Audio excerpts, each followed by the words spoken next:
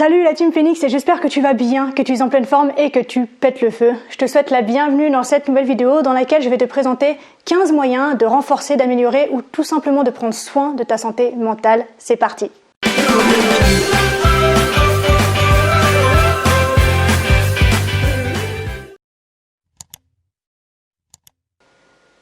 Alors, je pense que tu as pu le remarquer, mais depuis le premier confinement en début d'année dernière, le taux de dépression, d'anxiété et de terreur sociale a drastiquement augmenté.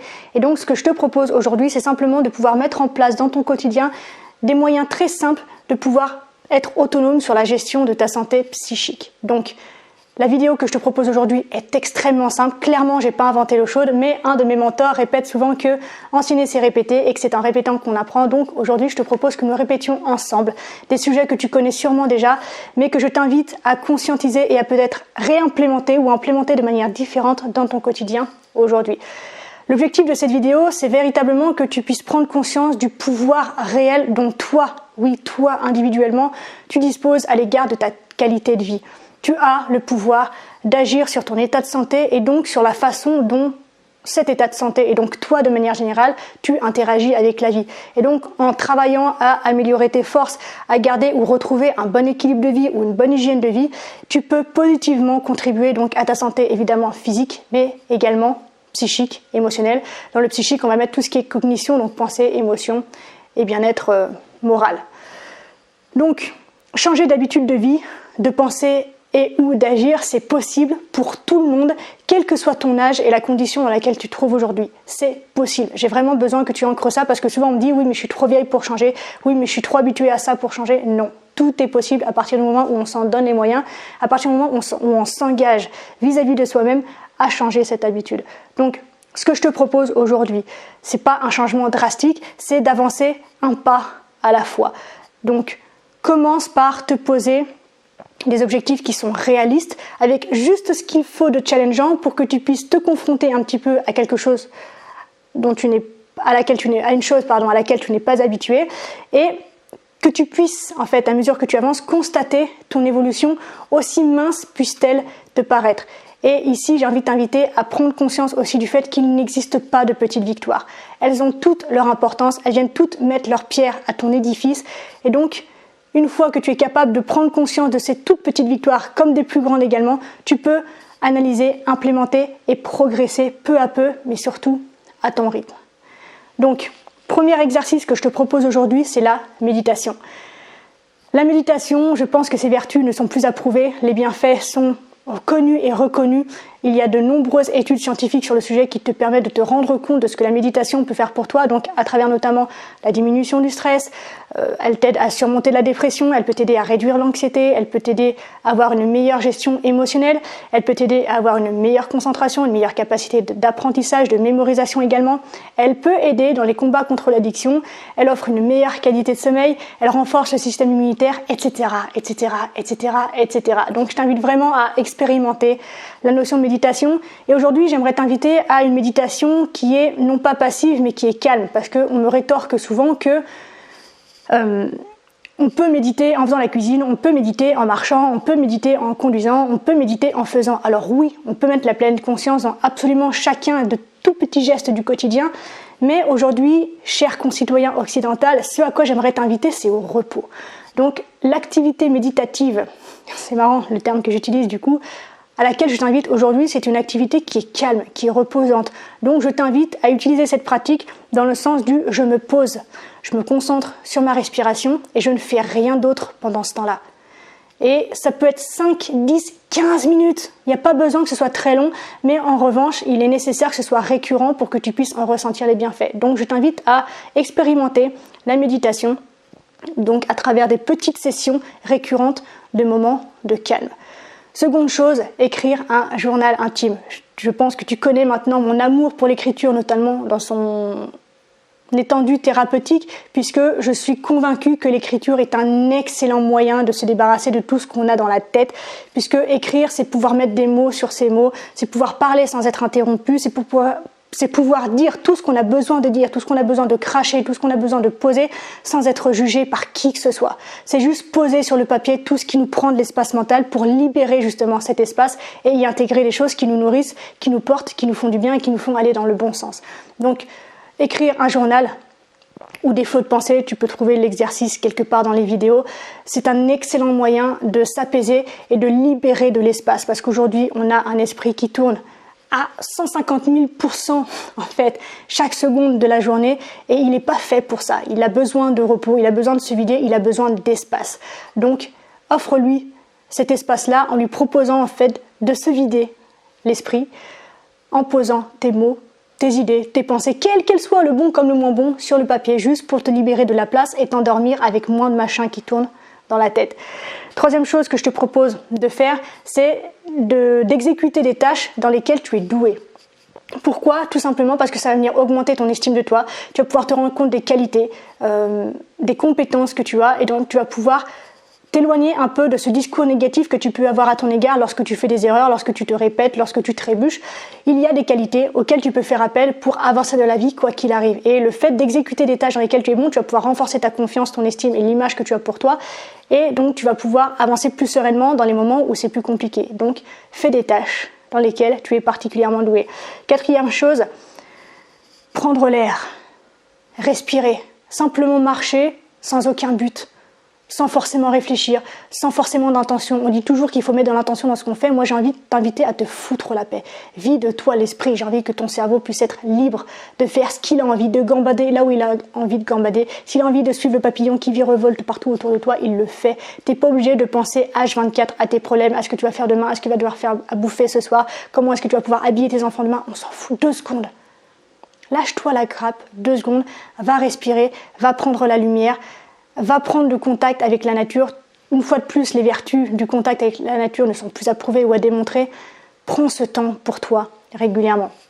5e chose, la pratique de la gratitude. Ce qui est génial avec la gratitude, c'est qu'elle ne coûte rien et elle a un pouvoir absolument énorme sur ton bonheur puisqu'elle peut l'accroître de façon exponentielle. Donc, je t'invite vraiment à vivre ta vie en étant constamment reconnaissant pour le simplement justement de la vivre et de l'expérimenter. Montre ta gratitude envers toutes celles et ceux qui contribuent à ton bonheur, mais même qui contribuent à ton évolution, à ton apprentissage, à ta compréhension. Toutes ces personnes qui, par leurs mauvaises actions qu'elles ont posées à ton encontre, sont venues t'inviter en fait à faire un pas de plus vers toi, vers la compréhension de toi, vers la compréhension de tes limites, vers ce dont tu as besoin, vers ce dont tu ne veux plus, etc. Toutes ces personnes, d'une façon ou d'une autre, ont contribué à faire ce que tu es aujourd'hui et ont contribué à ton besoin d'apprendre à te connaître, à te retrouver devant ce type de vidéo pour accroître en fait ta sensation de bien-être et de bonheur au quotidien. Donc remercie simplement toutes ces personnes, toutes ces choses, toutes ces invitations en fait du quotidien et de la vie à te rapprocher chaque jour un petit peu plus de toi. Et donc plus tu pratiques la gratitude au quotidien, et plus il te sera facile d'être reconnaissant envers toi, envers les autres, envers la vie, envers le monde, de façon absolument sincère, profonde et authentique. Je te propose 3 pistes pour orienter en fait ta réflexion sur la gratitude. La première, c'est concentre-toi sur le présent. Arrête de patauger dans le passé ou de fuir ou d'avoir peur du futur. Concentre-toi sur ce que tu as, sur ce que tu vis, sur ce que tu es maintenant. Deuxième chose, ne pense pas que tout est acquis.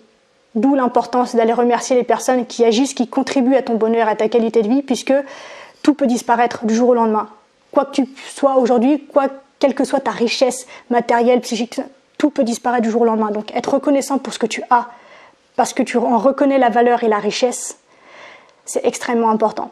La 3e et dernière piste que je te propose dans le cadre de la gratitude, c'est de ne rien attendre des autres. Contente-toi de les laisser être ce qu'ils sont et de la même façon de t'autoriser à être simplement ce que tu es. Ok dac ? Ok dac. 6e chose, évidemment, pratiquer l'exercice physique, faire un sport, faire une activité physique. Le but ici, c'est non pas de transformer ton corps ou de transformer je ne sais quelle performance en ultra-performance pour pouvoir te comparer aux autres, absolument pas. Simplement ici de pouvoir mettre en mouvement ton corps qui est de plus en plus sédentaire, notamment à travers le contexte qu'on nous impose aujourd'hui. Donc simplement de te mettre en activité tous les jours, de mettre ton corps dans l'effort. Ça a autant de vertus, je pourrais te reciter les mêmes vertus que pour la méditation. C'est extrêmement important, c'est extrêmement bénéfique sur le plan psychologique, sur le plan psychique, sur le plan émotionnel. Le sport, de toute façon, ne peut que te faire que du bien, puisque à partir du moment où tu sors de ta tête pour entrer dans le corps, dans tes sensations, dans ta respiration, dans tes performances, justement, dans tes améliorations, dans tes évolutions, dans tes progressions, déjà, t'arrêtes de penser pendant ta séance de sport, et puis tu peux sentir l'amélioration de ta qualité de sommeil, tu peux sentir l'amélioration de ta qualité de concentration et de mémorisation, tu peux sentir aussi l'amélioration de ta capacité à être en relation avec les autres, ta capacité aussi à gérer ton stress, à mieux gérer les petits malentendus du quotidien, etc. Donc le sport, forcément, je pense que tu t'y attendais, à mettre de temps en temps, donc dans ton expérience de vie. 7e chose, te parler gentiment. Tu es la seule et unique personne avec laquelle tu es coincé H24, 7 jours sur 7, du premier au dernier jour de ta vie. Donc je t'invite à faire en sorte que ça se passe le mieux possible entre vous. Donc, surveille le vocabulaire que tu emploies à ton égard, surveille la façon dont tu te parles, surveille la façon aussi dont tu te racontes aux autres. Parce que on peut, par exemple, faire preuve, a priori, d'autodérision, alors qu'en fait, alors qu'en fait, on s'humilie, ou alors on va rechercher l'attention des autres, etc. Mais non, pars du principe qu'il est super important pour toi, pour ton bien-être physique et psychique, relationnel également, social, etc., que tu puisses avoir une bonne relation avec toi. Il ne s'agit pas de t'aimer en fait de manière béate, il s'agit juste d'accepter toutes tes parts d'ombre, de lumière, de sagesse et de conneries, de faiblesse et de force, etc. Simplement d'être complet dans l'interprétation que tu as de toi, d'être OK avec tout ce que tu es, dans le bon comme dans le moins bon, et donc de pouvoir veiller à créer pour toi, à l'intérieur, un environnement qui est sain, qui est écologique et qui te permette en fait de faire fleurir, de faire pousser ce dont tu as besoin pour avancer, pour t'épanouir et pour te sentir bien. Plus ton vocabulaire est cruel et méchant, plus tu perpétues en fait ce que tu as appris, parce que c'est un comportement que tu as appris de la société, de l'extérieur, peut-être de tes proches, etc. Mais plus tu perpétues ça, plus en fait tu continues de donner du pouvoir à ces personnes que pourtant tu essayes de fuir. Donc prends simplement ce pouvoir de te parler correctement, d'être bien avec toi, d'être bienveillant, d'être sympa, et tu verras que tout se passera absolument mieux pour toi. 8e chose, faire des activités créatives. Là, ça coule de sens. C'est tout simplement pour te permettre d'exprimer en fait toutes tes capacités, même les plus farfelues, dans un domaine qui te plaît. Donc, si tu exprimes ta créativité dans des tâches dans lesquelles tu es doué, par exemple, là, c'est un méga combo, et tu peux, une fois de plus, augmenter ton estime de toi, augmenter ta confiance en toi, et augmenter aussi tes capacités, tes connaissances, et te rendre compte du pouvoir que tu as, non seulement de créer dans la matière, mais également dans ta vie. Donc, très important de pouvoir de temps en temps faire appel à ta créativité, quel que soit le domaine dans lequel il est important de l'exprimer pour toi. 9e chose, avoir un mindset, un état d'esprit qui est positif. Ça rejoint un peu le fait de se parler gentiment. Dès lors que tu orientes, ta loupe et ton focus sur tout ce qui ne va pas, sur tout ce qui te manque, sur à combien l'humanité est mauvaise, à quel point on est dans un monde de merde, à quel point on nous veut du mal, etc. Plus tu vas développer en fait la précision avec laquelle tu vas déceler dans le quotidien toutes ces choses qui vont venir confirmer en fait ce que tu penses au départ. Alors que si tu t'orientes vers quelque chose de positif, si tu te dis que ouais, il y a une part effectivement qui est sombre, et comme chacun d'entre nous, comme dans n'importe quelle situation, comme dans n'importe quelle histoire en fait, mais il y a également un côté qui est plus lumineux, qui est plus intéressant, qui est pas forcément plus intéressant, mais qui est plus positif et qui est plus agréable en tout cas à regarder, et d'avoir cette conscience-là d'équilibre en fait, des polarités dans ta vie, et d'être capable de considérer qu'au même degré qu'il y a le mal et la noirceur, il y a le bien et la lumière. Et d'être capable d'orienter ton focus vers ce qui va bien, vers ce qui, une fois de plus, te fait pousser, te fait évoluer, te fait avancer dans le bon sens, forcément, ta qualité de vie s'en trouvera largement augmentée. Et donc, forcément, puisque tu es dans le positif, eh bien, tu as moins de raisons, en fait, d'être déprimé, d'être anxieux, d'avoir peur, d'être triste, etc., etc. 10e chose, la pratique de la cohérence cardiaque. Là, une fois de plus, c'est un exercice qui est courant, qui est connu maintenant, dont les vertus sont montrées et redémontrées, connues et reconnues. Alors, pour celles et ceux qui ne connaissent pas, le principe, c'est très simple, c'est respirer 6 fois par minute pendant 5 minutes, et ce, au moins 3 fois par jour. Là, c'est pareil. La cohérence cardiaque va te permettre notamment de diminuer le taux de cortisol, donc l'hormone du stress, au profit d'une augmentation de la DHEA, qu'on appelle l'hormone aussi de jouvence. Elle va te permettre de réduire donc ta fréquence cardiaque et la pression artérielle, donc de diminuer le stress, l'anxiété, etc. Elle va pouvoir aussi venir rétablir en fait dans ton système nerveux autonome l'équilibre entre toute la partie sympathique, donc qui pousse ton corps à l'action au travers notamment de deux neurotransmetteurs que sont la neuroadrénaline et l'adrénaline. Donc tu le sais, ce sont les hormones du stress. C'est tout ce qui va te permettre d'agir, de surréagir, donc d'être dans le vif, d'être dans l'énergie sans arrêt.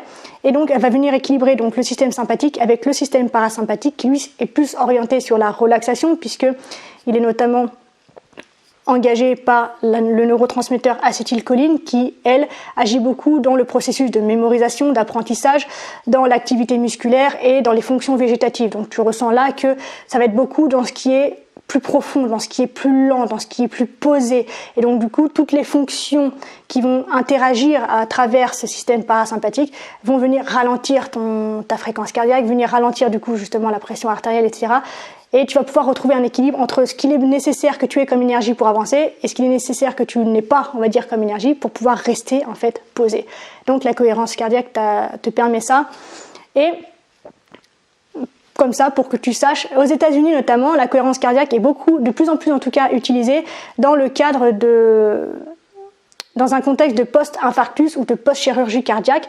Et en psychiatrie, elle est de plus en plus utilisée donc pour intervenir dans le traitement de la dépression et dans le traitement des douleurs chroniques. Donc la cohérence cardiaque, c'est un super exercice. Et il y a plein d'exercices de respiration. Tu n'es pas obligé de t'arrêter sur celui-ci, mais celui-ci, les vertus sont vraiment reconnues, posées et expérimentées, scientifisées, si c'est important pour toi. Mais tu peux aussi également, moi il y en a un que j'aime beaucoup, que je fais très régulièrement, c'est l'exercice de respiration de Wim Hof, donc The Iceman, que je t'invite à expérimenter aussi si ça t'intéresse. Donc voilà, le fait est que de reprendre le contrôle et la conscience de sa respiration, ça aide dans toutes les circonstances de la vie. 11e activité que je te propose, c'est celle de dormir suffisamment. Ça va avec le sport, ça va avec le fait de bien manger, de se parler bien. Le sommeil, c'est super important. C'est le temps qu'utilise ton cerveau, non pas pour se reposer, parce que même quand tu dors, ton cerveau est en action, mais il diminue déjà sa fréquence d'action, sa fréquence de vibration. Et c'est dans ces moments-là que tu vas pouvoir faire travailler ta mémoire à long terme. C'est ici que ton cerveau enregistre l'information. C'est ici que ton cerveau enregistre même ton autobiographie, en fait. C'est ici que tout se crée, tout s'ancre, en fait, dans ta mémoire, dans ton corps, etc. Et donc, plus ta qualité de sommeil va vers le positif, plus tu as cette capacité de te souvenir de ta vie, d'être créatif et d'être réactif et proactif dans ta vie de tous les jours. Plus tu manques de sommeil, moins tu vas avoir de concentration, moins tu vas avoir d'énergie évidemment, moins tu vas être qualitatif dans tes relations, moins tu vas être qualitatif dans ton métier, moins tu vas être qualitatif dans tous les rôles que tu t'obliges à jouer tous les jours. Donc le sommeil évidemment c'est extrêmement important, donc on parle d'une moyenne de 8 heures, pas moins de 6 heures ça c'est clair et pas plus de 10 ça c'est clair aussi parce que dans les deux sens il y a des conséquences qui peuvent être très graves en fonction de votre état de santé d'aujourd'hui. Donc simplement être attentif à la qualité déjà c'est important parce qu'on peut dormir 8 heures mais si on dort mal eh bien, les bienfaits ne sont pas forcément exhaustifs et expérimentables. Donc, qualité de sommeil et temps de sommeil, c'est très important. 12e activité que je te propose, c'est d'éviter les comparaisons sociales. Et ça va être très lié à l'activité que je te proposerai après, puisque là, on va à l'encontre de ce qu'on disait notamment, par exemple, à travers le fait d'exécuter des tâches dans lesquelles tu es doué. Les comparaisons sociales, ça va venir alimenter en fait tous tes complexes. Ça va venir alimenter ce discours qui va à ton encontre, ce discours qui t'humilie, ce discours qui te rabaisse, ce discours qui te fait devenir une merde dans absolument tout ce que tu veux accomplir dans ta vie. Donc, te comparer aux autres, c'est vain. Pourquoi ? Parce qu'en plus, en général, on se compare à juste une petite parcelle de ce qui nous est montré. Donc en fait, on se compare à un instant T de l'existence de quelqu'un que l'on valorise du coup, mais du coup sans connaître tout le contexte qu'il y a derrière. On ne connaît pas les coulisses de la vie d'une personne.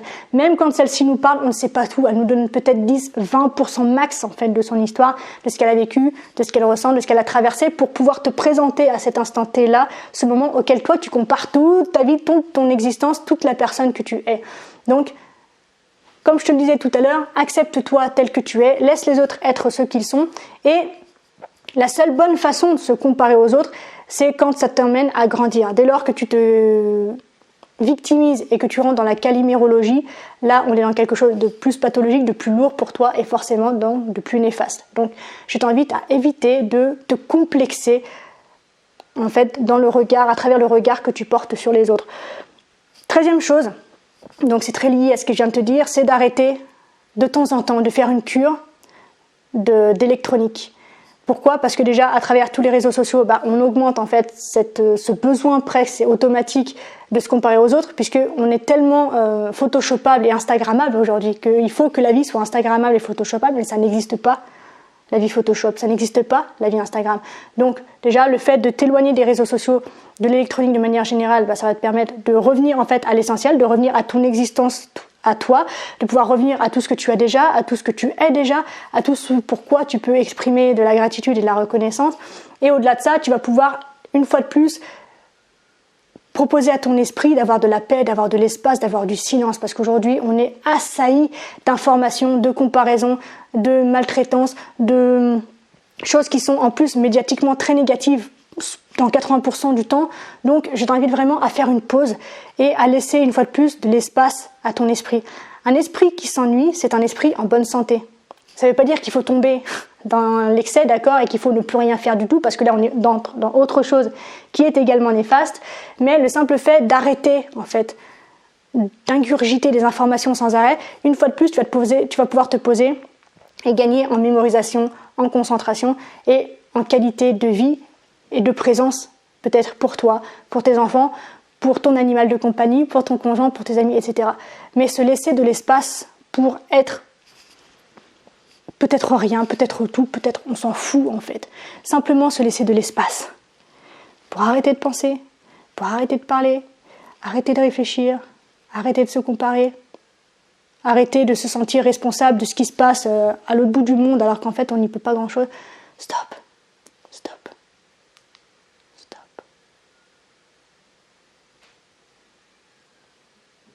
Tu l'entends, ce silence-là ? Ça fait du bien, non ? Donc c'est ça que je te propose. Stop. Un stop-tout, pour ceux qui connaissent le stop-tout.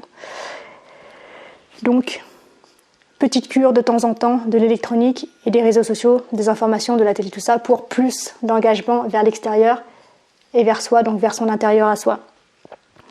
14e chose, éloigne-toi bien sûr des choses qui ne te font pas du bien. Donc il y a des choses, parfois on n'a pas forcément le choix dans l'instant T, peut-être un boulot qui ne nous convient pas, peut-être une relation qui ne nous convient pas, mais trouve un moyen annexe dans ces moments-là, si tu ne veux pas t'en éloigner physiquement, de pouvoir t'en éloigner. Alors certains ça va être les jeux vidéo, certains ça va être l'écriture, certains ça va être de se promener, certains ça va être le sport, mais trouve le moyen de t'éloigner, ne serait-ce que psychiquement, des situations ou des choses qui ne te conviennent pas, qui te font du mal, qui te blessent, qui te rabaissent, pour trouver un espace en fait dans lequel tu peux renforcer justement ta force, tes qualités, tes compétences pour pouvoir t'extraire en fait au moins psychiquement de ces situations qui te font du mal.